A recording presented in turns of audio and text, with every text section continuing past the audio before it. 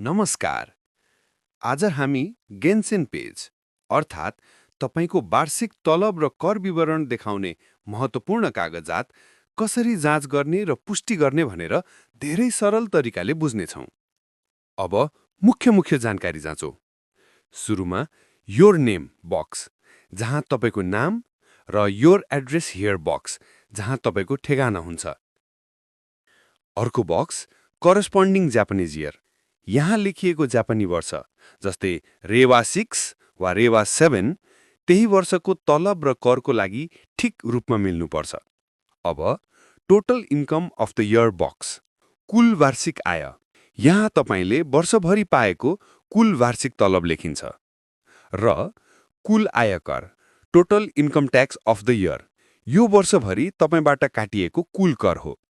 त्यसपछि तल गएपछि रिलेटिभ्स डिटेल्स भाग यहाँ यदि तपाईको परिवारसँग सम्बन्धित कुनै विवरण छ भने त्यो यहाँ सही रूपमा लेखिएको हुनुपर्छ।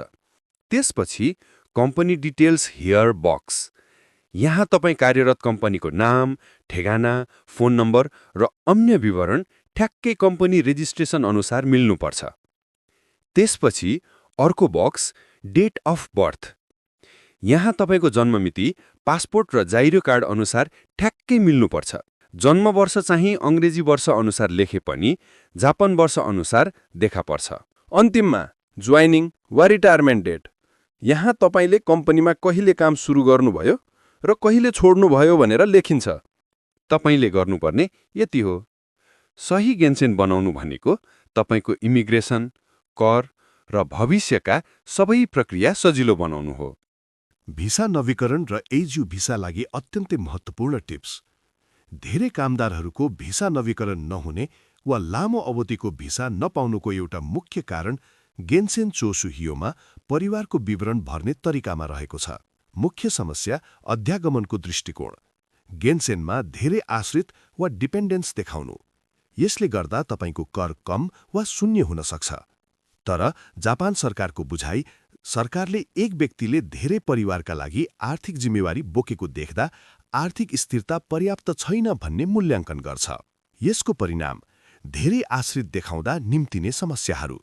भिसा नवीकरण ढिलो हुन्छ, 1 वर्षको मात्र भिसा अवधि दिन सक्छ, कहिलेकाहीँ सिधै अतिरिक्त कागजात मागिन्छ, 5 वा 3 वर्षको लामो अवधिको भिसा पाउन गाह्रो हुन्छ।